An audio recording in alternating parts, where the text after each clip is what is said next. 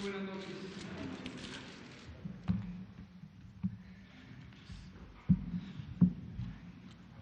Muy buenas noches, son las 19 horas con 1 minuto del jueves 23 de abril y estamos en el Palacio Nacional de México. Vamos a iniciar la conferencia de prensa diaria sobre la situación de la pandemia de COVID, la enfermedad causada por el nuevo coronavirus SARS-CoV-2. Hoy tenemos 3 segmentos. El primero que comentaré yo es muy breve y es para hacer una recapitulación de dónde estamos y hacia dónde vamos. El segundo será el informe técnico diario que lo presentará el doctor Alomía. Y tercero, tenemos una invitada de lujo con la que siempre estamos muy contentos de verla, que es la doctora María Elena Álvarez Builla Roses, directora general del Consejo Nacional de Ciencia y Tecnología, académica de primera línea, investigadora nacional, Premio Nacional de Ciencias y Artes, todos los atributos que se puedan imaginar, pero además es quien está encabezando a través del CONACYT la coordinación de múltiples grupos académicos y de iniciativas tecnológicas que nos están ayudando en elementos fundamentales para el manejo de esta epidemia. Y como lo comentó el presidente ayer por la mañana y nos lo pidió, hoy tenemos el privilegio de tener a la doctora Álvarez Builla para hablarnos sobre estas iniciativas o el conjunto de iniciativas relacionadas con el desarrollo de ventiladores o la construcción de ventiladores en México a partir de las capacidades precisamente de la tecnología y ciencia mexicanas. Doctora, muy bienvenida. Entonces dejaremos esta parte en el último lugar, no porque sea menos importante, sino porque es el plato fuerte de hoy. Y yo me voy a parar simplemente para comentar en 2 diapositivas o 3 dónde estamos y a dónde vamos. Tenemos un calendario y llevamos ya algunos días, semanas en condiciones diferentes a las que estamos acostumbrados a vivir y es importante, consideramos que es importante tener una referencia de en qué vamos, qué hemos logrado, qué falta por lograr y cómo lo vamos a seguir trabajando. Entonces, en el calendario lo que quiero que visualicen es marzo de 2020 y algunas fechas relevantes para lo que hoy nos ocupa, que nos sitúen en lo que ya logramos y lo que nos falta. Iniciamos las conferencias vespertinas el viernes 6 de marzo de 2020. Aquí no está señalado, pero es una fecha referencial. El viernes 13 de marzo hicimos un comentario especial en la conferencia sobre el cambio en el patrón de ocurrencia de casos con un incremento acelerado que anunciaba ya el punto de inflexión de la curva epidémica, es decir, el momento en el que se cambia de una propagación lenta hacia una propagación más rápida. Al día siguiente, 14 de marzo, participamos en la sesión del Consejo Nacional Educativo, presidida por el secretario Esteban Moctezuma Barragán, y se decidieron medidas especiales desde la estrategia de salud que aplican específicamente para el sistema educativo nacional. Y ahí se decidió, por parte de la Autoridad Educativa Nacional, que era factible tener una suspensión temporal del calendario escolar y esto de manera inmediata nos permitiría tener una reducción de 40 millones de personas, un poco más de 40 millones de personas que saldrían del espacio público para contribuir al distanciamiento social, a la sana distancia. Por cierto que hoy que digo un poco más de 40, hago una aclaración porque en otras ocasiones de manera imprecisa me he referido a 15 millones, pero conversando con el subsecretario Luciano Concheiro nos dio evidencia de que son más de 40 millones de personas, porque esto incluye no solamente a los educandos y a las y los mentores, sino también a las distintas personas que participan en las economías relacionadas con la escuela. Entonces, 40 millones. Posteriormente, ahí se decidió que el inicio de la Jornada Nacional de Sana Distancia ocurriría el 23 Y aquí está precisamente su sana distancia para recordarnos que el 23 de marzo iniciaron las actividades de la Jornada Nacional de Sana Distancia, la suspensión temporal de las escuelas en todos los niveles educativos, todo el país, todos los sectores público, social y privado, la suspensión temporal de actividades laborales no esenciales, también en todo el país, en todos los sectores público, social y privado, así como la restricción de movilidad o de congregación en el espacio público. Y arrancó la jornada. Posteriormente, el martes 31, presentamos en el pulso epidemiológico precisamente la formalización del inicio de la fase 2 y con ello recordamos que nos habíamos adelantado a las medidas 15 días y consideramos desde la decisión un poco más de una semana desde su entrada en vigor. Y además se reforzaron estas medidas haciéndolas formales en términos de un acuerdo de la Secretaría de Salud, del Secretario de Salud, que fue sancionado por el Consejo de Salubridad General y a su vez por el Presidente de la República como autoridad sanitaria superior. La siguiente, por favor. Ahora tenemos abril y en la primera emisión de las Jornada Nacional de Sana Distancia se estipuló que concluiría el domingo 19 de abril. Pero esta medida fue revisada y se amplió al 30 de abril, precisamente cuando se anunció en ese martes 31 que se extenderían las medidas. Por lo tanto, hemos continuado, hoy es jueves 23 de abril y estamos en este punto. Y recientemente, el lunes próximo pasado, el Consejo de Salubridad General adoptó o resolvió adoptar las medidas propuestas por la Secretaría de Salud que extienden la Jornada Nacional de Sana Distancia hasta el 30 de mayo de 2020. Ahí estamos. Es decir, gruesamente nos faltan todavía 6 semanas, pero ya hemos completado casi 6 semanas. Estamos gruesamente a la mitad de la jornada y hemos dejado muy en claro también, a pregunta de ustedes y de la sociedad, que el posible reinicio de actividades el 1 de junio es una fecha referencial, pero depende de que se cumplan las medidas de la Jornada Nacional de Sana Distancia. Es decir, lo hemos expresado como que lograremos éxito si y solo si usted se queda en casa y nos mantenemos todos en casa y conservamos la eficacia, la efectividad de estas medidas. Este es el calendario, creo que en la siguiente ya empieza el informe. Si me pasan la siguiente, ya empieza el informe. Regrésele tantito. La otra cosa que quiero decirles es simplemente un punto de referencia también en el calendario, pero es de la historia. Un día como hoy, que también fue jueves, 23 de marzo, pero de hace 11 años, en México empezó la pandemia de influenza H1N1. Y en ese momento fue muy importante, y por eso lo traigo a colación, porque se activaron los distintos mecanismos que se contemplan en la legislación mexicana, desde la Constitución, la Ley General de Salud y distintos reglamentos, para convocar de manera urgente a decisiones de Estado con respecto a el control de esta epidemia.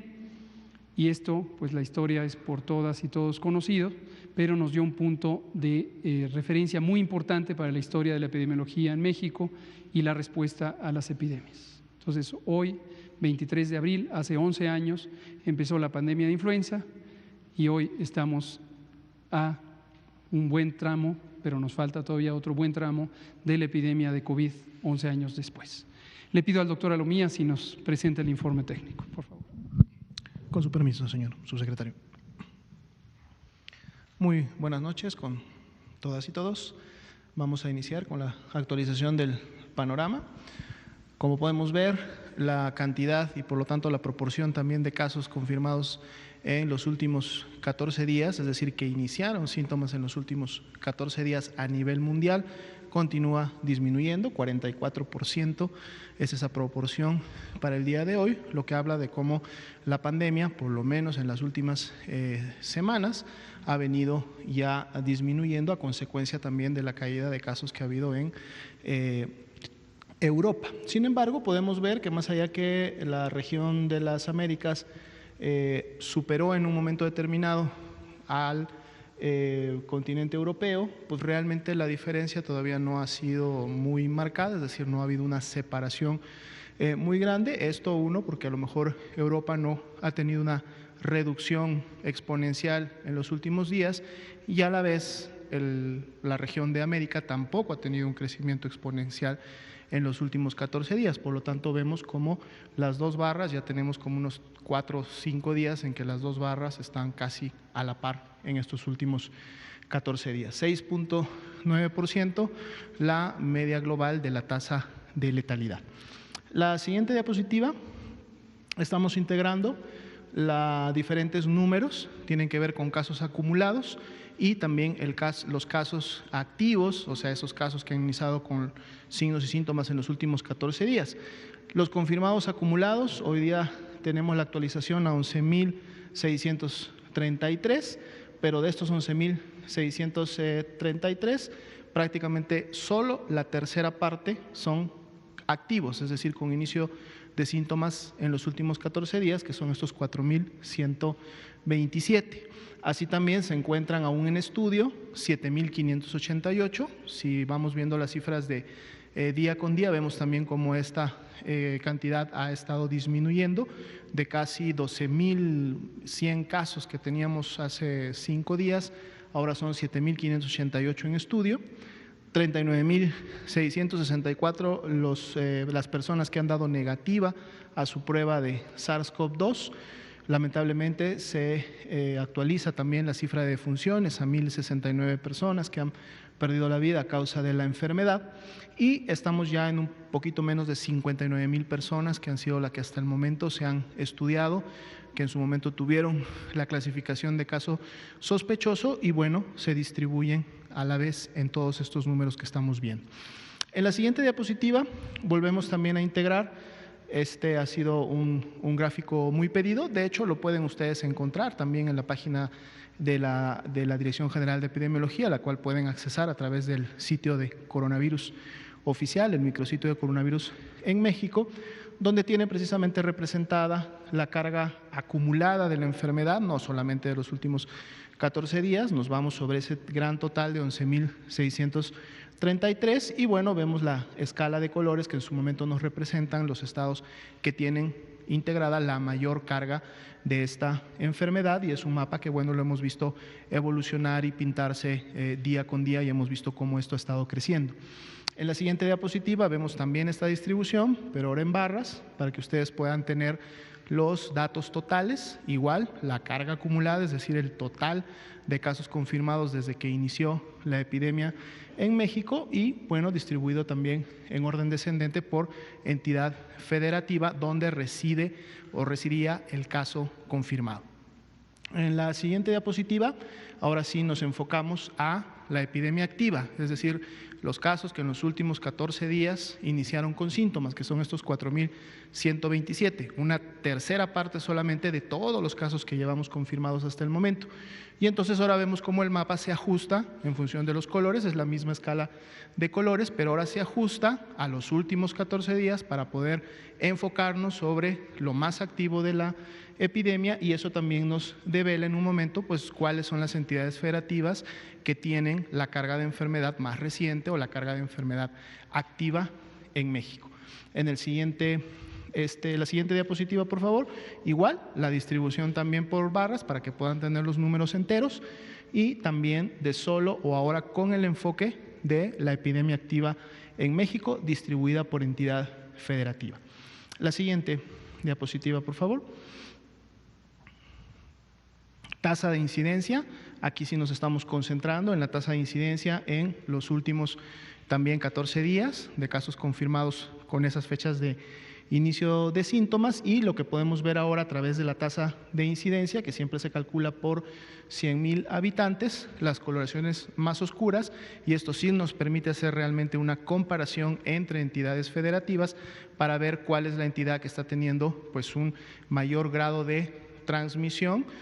Esto se puede en su momento también traducir en afectación a la población, y si además este mapa está construido con los casos activos, o sea, de los últimos 14 días, pues bueno, entonces tiene todavía más relevancia porque nos permite visualizar de manera rápida cuáles serían las entidades federativas que están teniendo esta mayor concentración de casos, ya con una base poblacional, dado que es una tasa de incidencia. Y bueno, lo que podemos notar lógicamente es que continúa este crecimiento en estados que durante la última semana hemos visto que han tenido esta característica: estados de la península, estados del noroeste del país y estados en el centro, que son los que principalmente están teniendo las mayores cargas y sobre todo de la epidemia activa. Seguimos por favor con la siguiente diapositiva. Tenemos nuevamente esta distribución de la tasa de incidencia en orden descendente para que ustedes puedan ubicar rápidamente a los estados, y les damos también la tasa de incidencia nacional por 100,000 habitantes, que para el día de hoy y con la carga de enfermedad confirmada es de 3.22. La siguiente, por favor. Vemos ahora esta distribución de la epidemia activa, de cómo se estaría comportando por inicio de síntomas en estos últimos precisamente 14 días. Vemos cómo esa actividad se mantiene, dado que continuamos a medida que va avanzando día con día. Esta diapositiva la estamos actualizando todos los días. Vemos cómo la mayor cantidad de carga, prácticamente los últimos 4 o 5 días, han estado alrededor de 4,000 personas que en su momento han sido confirmadas para la enfermedad. Esto lógicamente es acumulado, ¿no? Es decir, el acumulado quiere decir que en el día 22 de abril es donde se concentran, para fines prácticos, los 4,127, pero ese número, cerca de 4,000 acumulado, ha estado presente prácticamente en los últimos 4 o 5 días. Entonces vemos que está la carga acumulada activa. Sigamos con la siguiente, por favor. Aquí tenemos la distribución, ahora sí, por fecha de defunción de las 1,069 personas que lamentablemente perdieron la vida. Podemos ver también en color amarillo es esa proporción o esa fracción de defunciones que en este momento todavía no tienen un resultado. Por lo tanto, estas fracciones amarillas pudieran ser negativas, pero también pudieran ser positivas. Entonces, por eso las colocamos junto con las que ya están confirmadas, para un poco poder ver cuál pudiera ser la tendencia real de lo que pudiera estar pasando en las defunciones, no solamente con los confirmados, sino también con aquellas defunciones que aún no tienen un resultado y que son precisamente las que están pendientes en los últimos días. Prácticamente en la parte más lejana, central y lejana de la epidemia, ya no tenemos defunciones sospechosas, es decir, o todas fueron confirmadas o todas fueron negativas. La siguiente diapositiva también es una distribución de las defunciones, pero ahora por entidad federativa donde ocurrió la defunción, e igual podemos ver las fracciones, es decir, qué estados, qué entidades federativas estarían teniendo todavía algunas defunciones sospechosas que pudieran incrementar el número y por lo tanto la letalidad para cada uno de ellos. La siguiente diapositiva. Aquí vemos una distribución de curvas epidémicas. La primera de ellas son todos los casos que en su momento, son curvas de casos acumulados, y son todos aquellos que en su momento fueron sospechosos, es decir, toda aquella persona que demandó atención médica porque tenía una infección respiratoria aguda, pudo haber sido leve, pudo haber sido grave, por lo tanto fue clasificada como un caso sospechoso e ingresó a un protocolo de estudio. Por eso es la curva que vemos más elevada y es la que concentra prácticamente pues a la gran totalidad de personas que han sido estudiadas en México. Luego tenemos una curva de color verde, que en este caso representa a los hospitalizados también acumulados, es decir, desde que inició la epidemia, cómo ha ido presentándose la gravedad de la enfermedad, y por lo tanto vemos también un incremento que para el día de hoy, de manera acumulada, está alrededor de las 6,000 personas que tienen esta característica. A su vez también el grupo que son graves, es decir, el paciente que está en su momento teniendo signos de alarma, que está teniendo manifestaciones o una evolución que no es a la mejoría, sino que lo mantiene todavía en hospitalización, y son precisamente los hospitalizados graves acumulados, que para el día de hoy también están alrededor de los 2.800 casos. Y luego también tenemos, lógicamente, la curva de las defunciones acumuladas, que es la que está más pegada al piso de la gráfica, la cual de alguna manera o para esta escala ha tenido, en función de que son acumulados, una tendencia de alguna manera estable para las últimas semana y media. En la siguiente diapositiva podemos ver la distribución por fecha de inicio de síntomas para el tema de los casos confirmados y sospechosos, de cómo se ha ido presentando la curva epidémica en México. Las barras donde llegan hasta el color rojo intenso son los casos que ya fueron confirmados, por lo tanto ya es la epidemia confirmada y cuál es esta tendencia que tiene en función de su presentación, pero a su vez adjuntamos barras amarillas que en su momento representan esos 7.588 personas que todavía están esperando una clasificación o en la mayoría de ellos un resultado, y que por lo tanto significan que la tendencia todavía puede continuar o seguir en función de cómo se presenta la totalidad de la barra, o sea, la barra roja más la barra amarilla, lo cual todavía nos habla de una tendencia ascendente, y que por lo tanto hay que continuar trabajando en poder hacer efectivas las intervenciones poblacionales de sana distancia, para que en su momento la curva epidémica pues no tenga la explosividad o la velocidad de incremento que no queremos que suceda. Esta sería la actualización para el día de hoy. Muchas gracias. Muchas gracias. Le pido a la doctora Marilena Álvarez Builla si nos comenta lo que sigue. Claro que sí. Muchas gracias, doctor Hugo López-Gatell. Me da mucho gusto estar acá. Buenas tardes a todas y a todos. En México hay muchas capacidades científicas y tecnológicas. Sin embargo, cuando llegamos en esta administración nos encontramos una desarticulación y una dependencia que ante un reto como el que tenemos, pues nos impone muchas dificultades. Sin embargo, ya habíamos organizado dentro del CONACYT los programas nacionales estratégicos, entre ellos el de salud, dentro del cual había ya organizados previo a esta emergencia el Proyecto Nacional de Investigación e Incidencia de Virología, porque lo veíamos desde el punto de vista científico como estratégico, puesto que estaba claro por la evidencia que ahí había una amenaza, otro de inmunoterapias, y todo ello nos permitió a inicios de enero, cuando nos enteramos del inicio de esta pandemia, organizar un Proyecto Nacional de Investigación e Incidencia con la idea de articular capacidades científicas, tecnológicas e innovación para enfrentar los retos de la posible llegada de esta epidemia al inicio y eventual pandemia a México. Y entonces articulamos un grupo grande de científicos de datos, de matemáticos que han estado trabajando, de varias universidades, centros públicos de investigación, de la UNAM, de los centros públicos de investigación del CONACYT. También se empezaron a articular ensayos clínicos, la focalización de dispositivos médicos nacionales que pudiesen ser estratégicos, y también se articularon varias convocatorias. El día de hoy me voy a enfocar en los dispositivos médicos nacionales, puesto que el señor presidente de la República, el licenciado Andrés Manuel López Obrador, nos encargó al CONACYT coordinar la estrategia para lograr construir ventiladores mexicanos a tiempo para enfrentar esta enfermedad que ha sido pues señalada como una enfermedad grave por la Secretaría de Salud. La que sigue, por favor. Estas son las características de la ciencia neoliberal que nos encontramos y que imponen retos muy grandes al país frente a una epidemia como la que tenemos, una dependencia tecnológica capacidades de articulación muy limitadas, una baja eficiencia en innovación, transferencias millonarias al sector privado, pero con pocas capacidades de articulación con el mismo para enfrentar estos retos, abandono de la ciencia básica de frontera y un sector privado que hasta ahora ha aportado una proporción muy baja al presupuesto de ciencia y tecnología.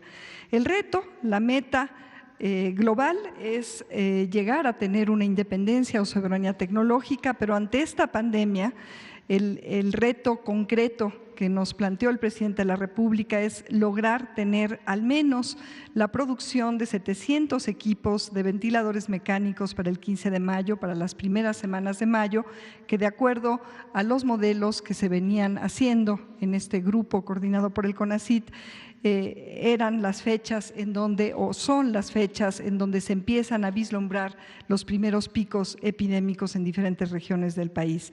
Las características de estos ventiladores mecánicos que en otros países se han asociado a la posibilidad de salvar vidas, sobre todo de enfermos críticos, aunque como lo ha insistido una y otra vez el subsecretario, el doctor Hugo López-Gatell, lo prioritario es prevenir, es impedir que lleguen pues personas a los hospitales y mucho más personas graves, tanto que necesiten estos ventiladores.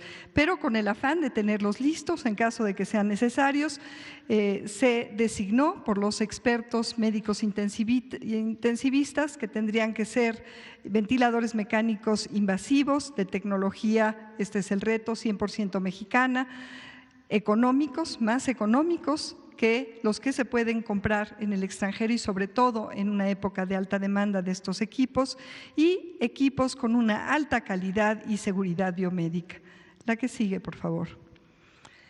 Estos son los 4 tipos de ventiladores. Muy rápidamente, un nuevo diseño que se debe gracias a que el MIT compartió principios generales de un diseño que se basa en el uso de bolsas AMBU que tienen una isomorfía con los pulmones y que en cierto sentido, porque tienen un volumen limitado, en fin, una serie de características que los hace muy llamativos, pero implican un reto porque hasta ahora no se habían construido para su uso comercial este tipo de ventiladores mecánicos, aunque en España, al menos nuestro conocimiento, hasta donde nuestro conocimiento llega, ya hay 2 ventiladores de este tipo que se están utilizando con bastante éxito. Otro tipo de ventilador ya más utilizado es el del pistón. El pistón es un recipiente donde el aire es comprimido, de estructura rígida. El siguiente depende de una válvula que lo único que hace es regular, controlar el flujo de aire y de oxígeno que viene de un tanque o de las instalaciones, y el de turbina, parecido a las turbinas de los aviones, que es como un ventilador, que es lo que hace que se empuje el aire y el oxígeno necesario para, de una manera controlada, puede ser asistida o automática, ayudar a la ventilación de un paciente con dificultad respiratoria. La que sigue, por favor. Entonces, en el CONACYT, siempre en una coordinación muy estrecha con la Secretaría de Salud y en particular a través de un convenio que se está suscribiendo con el INSABI por indicación del presidente de la República y articulando las capacidades de algunos de los centros públicos de investigación que están ahí alrededor del círculo más central, CIDESI, CIDETEC, CIMAB, etcétera. Se establecieron, después de una búsqueda exhaustiva de posibles socios en la industria nacional, articulaciones con diferentes tipos de industrias que vamos a ir definiendo cómo fue que articulamos este programa emergente de innovación para hacer realidad la construcción, el ensamblaje de estos ventiladores nacionales para enfrentar esta epidemia. Este es un ecosistema de innovación emergente que el CONACYT, en esta alianza muy estrecha con la Secretaría de Salud, propició para poder hacer frente a este reto. La que sigue, por favor. Este es el primero, es un modelo abierto creado por el MIT pero desarrollado con una serie de retos que se tuvieron que enfrentar, puesto que los principios de diseño que liberó el MIT son muy genéricos y no son suficientes como para llegar a tener realmente un prototipo ya funcional. El CIDESI es uno de los centros públicos de investigación del CONACYT y en colaboración con algunos otros centros, pero teniendo la coordinación ahí en el CIDESI es con quien hemos estado trabajando la coordinación de este desarrollo, se logró ya este prototipo que ya está justo mañana en colaboración con el doctor Alejandro Alagón de la UNAM y un cirujano de animales veterinario muy bueno. La última prueba que vamos a hacer, que es una prueba en seres vivos, dado que es un modelo todavía de restringido uso médico. Como les decía, hay 2 al menos ya equipos comerciales que se están distribuyendo en España con estos principios de diseño y de ingeniería que están dando muy buenos resultados. Se han hecho pruebas en pulmón artificial y otros mecanismos de prueba para estar seguros que cumple con los requerimientos y lograr la certificación de COFEPRIS. Ya está sometido todo el expediente y esperamos esta aprobación en las próximas horas, después de haber sometido las pruebas biológicas también. La certificación también de la planta de ensamblaje de COFEPRIS. En este caso encontramos una alianza pues realmente muy positiva con una empresa parte del grupo Safran, que son empresas aeroespaciales francesas que de manera muy generosa han ofrecido y ya están empezando las líneas de ensamblaje con base en todos los planes de ingeniería proporcionados por el CIDESI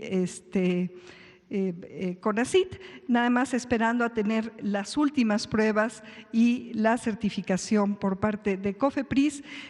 COFEPRIS ha revisado ya también estas plantas. Las plantas de ensamblaje aeroespacial tienen altos niveles de exigencia en la calidad de manufactura, por eso buscamos la colaboración con ellos. La empresa MAVE también va a colaborar de manera no lucrativa, igual que Zodiac Aerospace, para, en este caso, ayudarnos a fabricar las tarjetas electrónicas de diseño original del CIDESI CONACYT.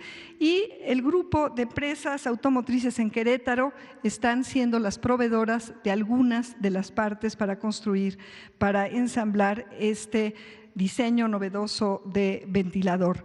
Y esta empresa, Didetec, con la cual también establecemos una colaboración para el segundo modelo, porque dado que en este modelo sabíamos que había este riesgo de las pruebas en animales o este posible retraso, no quisimos arriesgar el poder tener a tiempo ventiladores construidos en México. Entonces, en paralelo, investigamos la posibilidad de entablar una colaboración también sin fines de lucro con alguna empresa que tuviera un desarrollo nacional y encontramos justamente esta empresa Didetec, que tiene experiencia y por eso es que ellos van a colaborar en el seguimiento de ensamblaje para asegurar la calidad en términos de la seguridad biomédica de estos equipos. El que sigue muestra el segundo equipo que hemos estado acompañando, revisando toda la base de ingeniería de esta propuesta. Es un modelo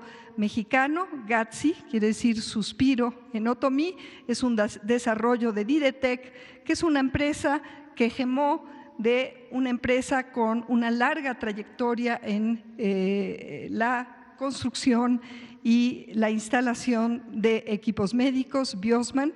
Tiene alto desempeño para ser usado este equipo en cuidados intensivos, se apega a esa norma que está allí. El ensamblaje también se hará en colaboración sin fines de lucro con esta empresa Zodiac y la propia empresa Didetec le dará seguimiento a la seguridad biomédica y también en este y en el caso anterior, en colaboración con el CONACYT, estamos coordinando ya el proceso de instalación una vez que estos equipos estén ensamblados para no solamente instalarlos, sino también en colaboración con el Colegio de Ingenieros Biomédicos, a quienes les agradezco muchísimo porque han estado colaborando de una manera muy generosa en la revisión de los diferentes prototipos. Estableceremos una coordinación para no solamente dejar estos equipos instalados en los sitios en donde la Secretaría de Salud nos indique, sino también colaborar en la capacitación de los médicos que van a estar usando estos equipos. Como ustedes ven, en este caso, el prototipo ha sido ya aprobado en seres vivos, en pulmones artificiales y otros tipos de equipos. La certificación de COFEPRIS tiene ahí una palomita porque estamos seguros, pero está a punto de salir. Ahí sí ya se sometió todo el expediente. También COFEPRIS fue a revisar la planta de Sodia, que sería la misma en donde se ensamblarían los otros equipos. En el equipo pasado no me detuve, pero la meta es producir 200 equipos para el 15 de mayo, en este caso 500 equipos. La capacidad de ensamblaje, si eventualmente se necesita más, una vez que se producen estos primeros, es mayor. Se pueden llegar a fabricar hasta 1000 más adicionalmente periódicamente. El costo, voy a poner una tablita comparativa de costo, no me detuve en el anterior, pero van a ver ustedes que mediante este esquema de innovación solidario, sin fines de lucro, se logra el tener ventiladores fabricados en México a un precio mucho menor que el que se está consiguiendo en ventiladores comerciales. ¿La que sigue? Este es justamente el cuadrito comparativo, está aquí en dólares. Estos son los dos desarrollos que el CONACYT ha seguido y ha ido certificando técnicamente, y obviamente están en los últimos pasos de la certificación de COFEPRIS, a quienes, en particular al doctor Novelo y también a todo su personal, les agradecemos muchísimo porque ellos, en colaboración con médicos especialistas y otros especialistas en este tipo de equipo, han estado revisando y han estado actualizando las especificaciones, en particular con una celeridad para hacer frente a esta epidemia. Hay ahí, para que ustedes vean, referencias de algunos otros equipos, no hemos puesto los nombres, y claro, con toda responsabilidad, el Gobierno de México tuvo que comprar equipos a sabiendas de que en México pues, se había encontrado al país sin una capacidad instalada de producción nacional, pero esto se está resarciendo, por lo menos inicialmente. Y en la siguiente transparencia les muestro que además de estos dos desarrollos y gracias al trabajo articulado de la Secretaría de Economía, de la Secretaría de Salud propiamente, de Relaciones Exteriores, de la SEP, de la Coordinación Nacional de Protección Civil, se habían estado convocando y revisando otros desarrollos. Hemos hecho una búsqueda exhaustiva de posibles desarrollos adicionales. Tenemos 10 de Ambuvac que hemos revisado que cumplen grosso modo las especificaciones, 5 de pistón, 2 de turbina y 8 de control de gases de fuente externa, los que vemos ya totalmente enfilados a poder ser capaces de producirse para estas primeras semanas de mayo. La segunda semana de mayo son de tipo Ambuvac y de control de gases. Ninguno de estos tiene a la fecha todos los requerimientos técnicos y de certificación y de, como de ensamblaje, de innovación y de certificación de también las plantas, porque el problema es que en México se había dejado caer mucho la capacidad industrial de producción de este tipo de equipo, y ahorita estamos, gracias a esta disposición generosa de estas empresas que tienen altos estándares de ensamblaje, en la posibilidad, por la emergencia, de producir estos equipos, pero estas plantas que no se dedican a este tipo de ensamblaje tienen que ser también certificadas. Sin embargo, las tenemos todas en el radar con la finalidad de tener claro este ecosistema de innovación que se ha generado a raíz de esta pandemia, y les dejo ahí un correo electrónico para que quien esté viendo, si tiene algún otro desarrollo que ya haya cumplido todas estas especificaciones. En los próximos días, en colaboración con CONACYT y COFEPRIS, va a sacar una serie de restricciones y lineamientos que son necesarias para poder producir. Los lineamientos de COFEPRIS ya se habían publicado hace tiempo, pero para también dejar abierta la posibilidad de incorporar algunas otras opciones y tener claro cuál es el panorama completo de este ecosistema de innovación para la fabricación de ventiladores nacionales.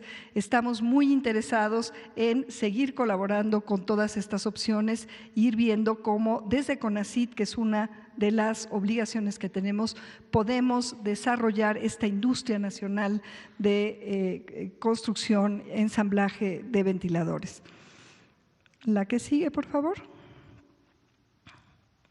Bueno, entonces las metas que están prácticamente cubiertas es la producción de estos ventiladores invasivos en México sin fines de lucro para hacer frente a las necesidades adicionales que tiene el país en complemento a los ya adquiridos, la producción acelerada para esta emergencia en las primeras semanas, en particular la segunda semana de mayo, altos estándares en seguridad biomédica y en calidad de ingeniería, y esta articulación de capacidades nacionales entre el gobierno, centros de investigación e industria solidaria para demostrar la posibilidad de ir generando esta soberanía tecnológica en este nuevo régimen. Y para finalizar, quisiera tocar otro tema y ponerlo en contexto de esta emergencia sanitaria que le han estado preguntando al señor presidente. Si me pasan la siguiente, por favor. Y tiene que ver con la inversión en ciencia y tecnología en México y qué proporción de esa inversión, que ha sido una pregunta reiterada, proviene de la industria. Primero, les recuerdo como antecedente que cuando llegamos al CONACYT nos encontramos esta paradoja. Había aumentado el gasto en ciencia y tecnología en el último sexenio, había por lo tanto subido el país 7 lugares en términos de gasto, pero sin embargo con ese mayor gasto el país bajó, perdió 16 lugares en eficiencia de innovación. Y todavía, para hacer más profunda la paradoja, nos encontramos, y esta cifra sigue creciendo, que más de 35,000 millones de pesos se habían transferido vía CONACYT directamente a las empresas privadas. Y sin embargo, nos encontramos con esta incapacidad que describía al principio de articulación, de innovación y de respuesta rápida ante retos tecnológicos como el que tenemos.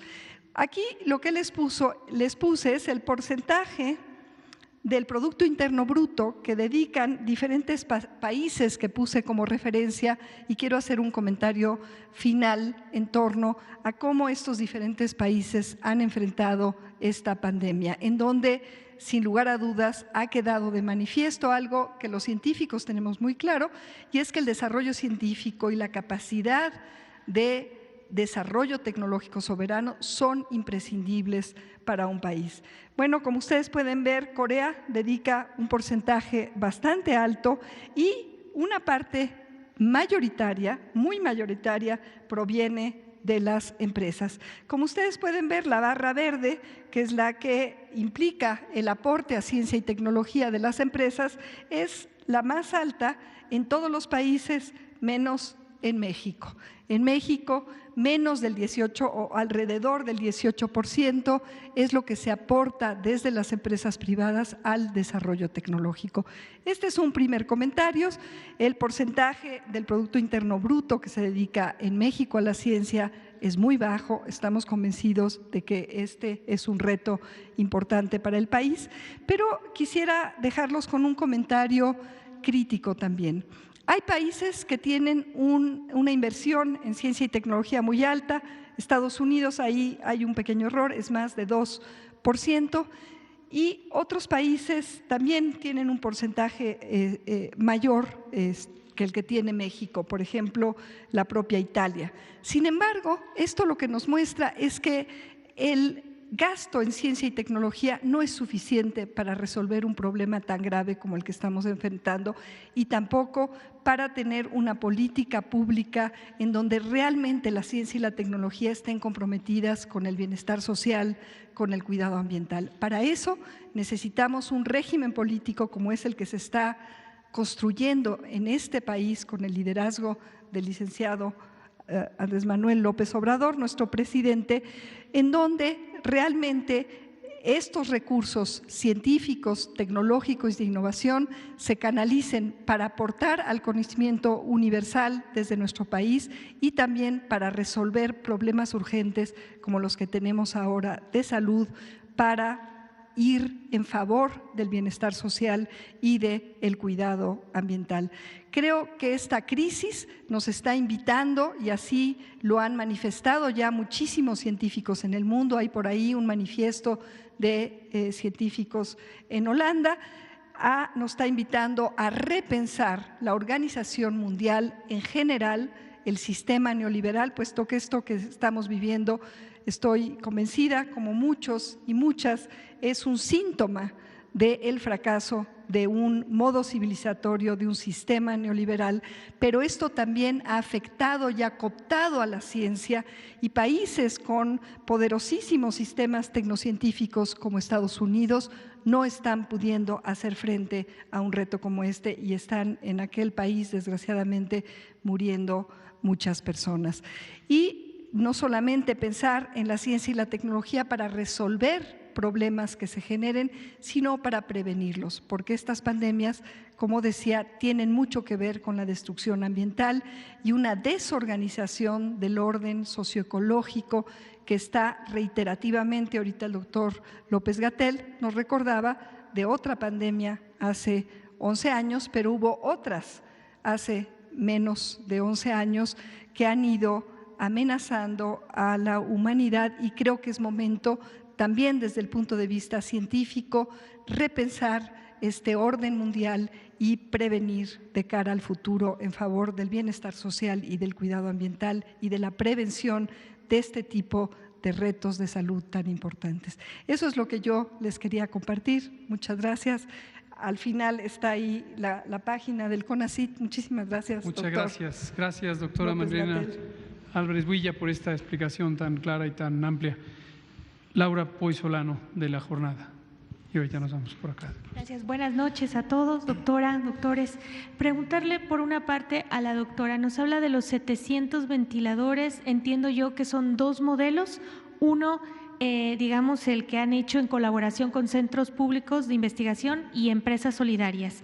Esos harían 200 y los otros 500 ya con un modelo hecho más bien por los centros públicos de investigación, por favor, ¿y cuándo estarían ya en los hospitales? O sea, ya cuando dirían, acá están.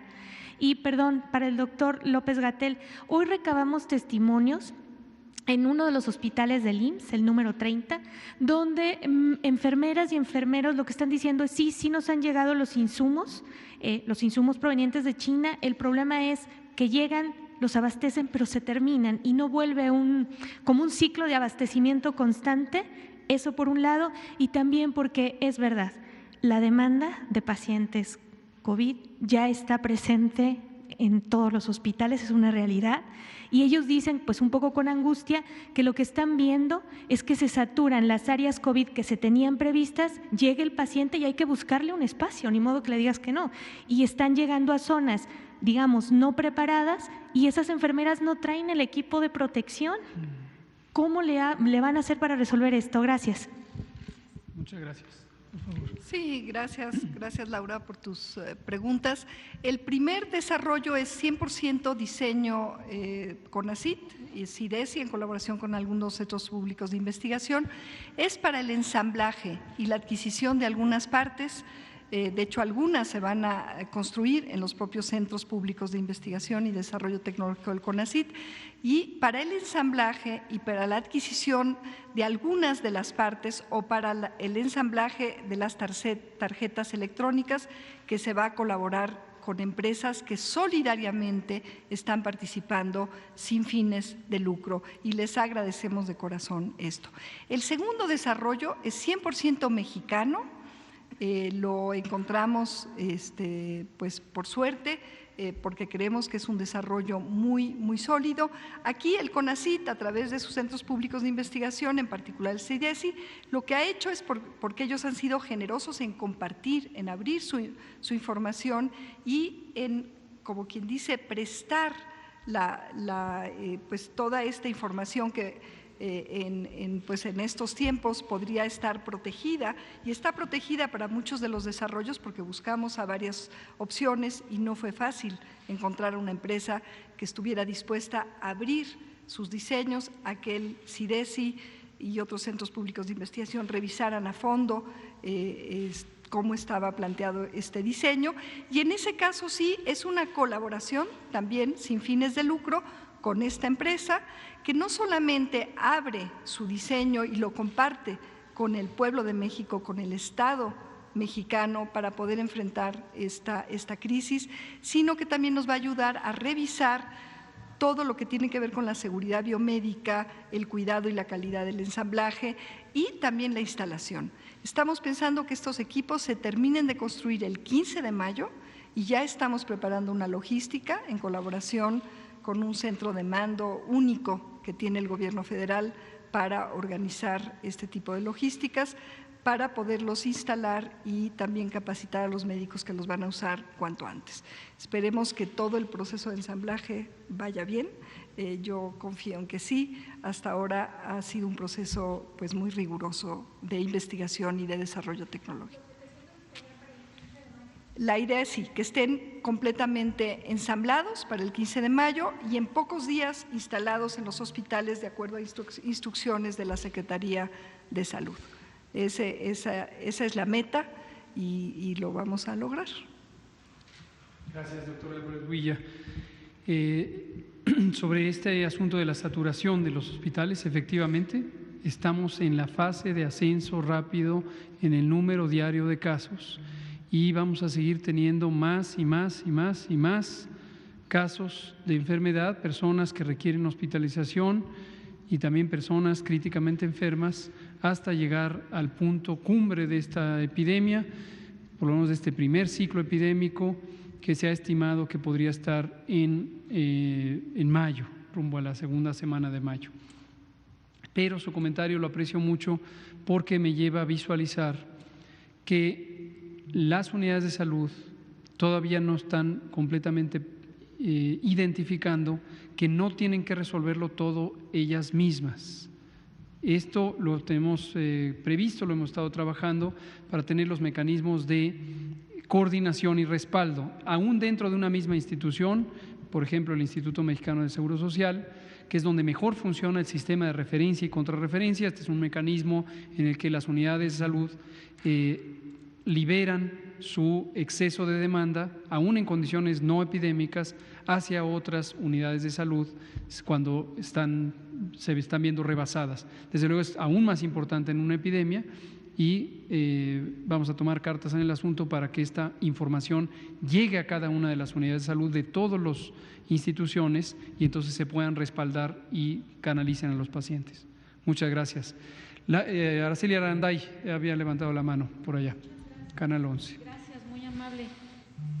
Preguntarle, en este tenor mismo, ayer la Organización Mundial de la Salud invitó a todos los países a que ya concretaran la transformación hospitalaria, la conversión hospitalaria. Yo quisiera saber cómo está el país exactamente. ¿Cuántos hospitales tenemos ya reconvertidos? Recuerdo que Reyes Terán había dicho que eran 6 hace unas 3 semanas. Entonces, hoy por hoy, ¿cuántos hospitales están reconvertidos y cuántos faltan de este proceso? Si ya están listos y en qué estados. Gracias. Con mucho gusto. Lo que dijo el doctor Reyes Terán hace varias semanas se refería solamente a la coordinación de los institutos nacionales de salud, que es un pequeño conjunto del todo, y él hablaba de estos 6 hospitales que fueron designados para la atención COVID. En el caso de la coordinación de los institutos, se evacuaron literalmente completos el Instituto Nacional de Enfermedades Respiratorias y el Instituto Nacional de Ciencias Médicas y Nutrición Salvador Subirán para que fueran dedicados a COVID. El domingo que nos acompañó, el domingo próximo pasado, que nos acompañó el doctor Reyes Terán, anunció lo que está en proceso, que es el elemento adicional de la reconversión, lo que él ha designado como la mega reconversión, y la meta para esta mega reconversión solo del subsistema de hospitales federales de alta especialidad e institutos nacionales de salud es tener hasta 870 camas. Solo estamos hablando de esa contribución. Por supuesto que existe el IMSS, existe el ISSSTE, existe los servicios médicos de Pemex, existe el Plan Marina, existe el Plan DN3, existen los servicios estatales de salud. Vimos ayer o anteayer, que la doctora Claudia Sheinbaum, jefa de gobierno, inauguró una unidad temporal COVID-19, que es una aportación solidaria del sector privado. También sabemos que se firmó un convenio con el sector privado para lograr tener un descargo de la capacidad hospitalaria y entonces liberar camas para el propósito de la atención COVID. Entonces, es un operativo muy grande. Tenemos también la respuesta específica de los estados. Por ejemplo, ayer también el gobernador Cuitláhuac García de Veracruz estaba mostrando avances, yo creo que esta misma semana lo tienen terminado, de una unidad temporal COVID-19 en Veracruz. Esto ha ocurrido en varios estados. En Baja California también se está habilitando una unidad en la zona cercana a Tijuana, hacia la carretera a Ensenada, donde también va a haber una unidad temporal. Entonces, el conjunto, hasta ahorita tenemos identificados cerca de 700, un poco más de 700 hospitales COVID, usemos ese término genérico. Obviamente estamos hablando de tamaños diferentes, número de camas diferentes, capacidades diferentes y utilización diferente. Por ejemplo, la unidad temporal COVID-19 que ayer se inauguró en el centro Banamex está destinada a la atención de segunda instancia. Ahí no van a llegar enfermos críticamente afectados, porque lo que interesa es tener la fase 2 de la recuperación. Entonces, el doctor Rafael Valdés, que es el que dirigirá esta unidad, ayer explicaba eso, es para descargar los hospitales donde están las personas críticamente enfermas y tener la segunda fase de recuperación ahí. Entonces, lo vamos a ir anunciando conforme va habiendo elementos nuevos, pero está contemplado a la meta que nos pusimos desde el inicio, conociendo el escenario más retador de la primera modelación matemática, donde consideramos cerca de 15,000 personas críticamente enfermas necesitando ser atendidos en terapia intensiva. Dicho sea de paso, con la segunda modelación, el segundo ciclo de modelación que presentamos aquí el jueves pasado, hace una semana, tenemos una reducción de la expectativa de la cantidad de pacientes, lo cual es muy bueno, pero eso no nos llevó a relajar las previsiones, nos mantuvimos en la expectativa alta y por eso todos estos elementos, fabricar ventiladores, conseguir ventiladores con Estados Unidos, con China, con la producción nacional, las compras que se hicieron en los estados, etcétera, etcétera, etcétera. ¿Cuántas camas, perdón, de estos poco más de 700? Se lo voy a precisar porque esto ha ido cambiando de manera muy acelerada. Ahorita le doy este dato general de 711. Les habíamos anunciado que a partir de que entró en vigor con su publicación en el Diario Oficial el acuerdo del secretario de Salud que estipula las nuevas medidas de fase 3, dispusimos una plataforma informática que ya venía en trabajo técnico, en pilotaje 10 días antes, pero que ahora es obligatoria para que todas las instituciones del sector informen diariamente sus disponibilidad de camas de los hospitales COVID. Y justamente esto ayuda a resolver lo que explicaba Laura Poy, de la posibilidad de identificar una cama donde hay disponibilidad y no saturar los hospitales que están al borde del colapso. Entonces, pero la situación es, esta plataforma entró en carácter obligatorio el martes o el miércoles, porque eso fue el martes en la noche, y estamos todavía en el proceso de que todos los estados estén informando diariamente. Ya están informando casi todos, pero todavía no diariamente o no a la hora de corte, que es a las 8 de la mañana. Gracias, doctor. Usted. ¿Ya no nos da tiempo? Se nos acabó. Son 19:59. Mañana seguimos. Muchas gracias, doctor Álvarez Builla, doctor Alomía. Gracias.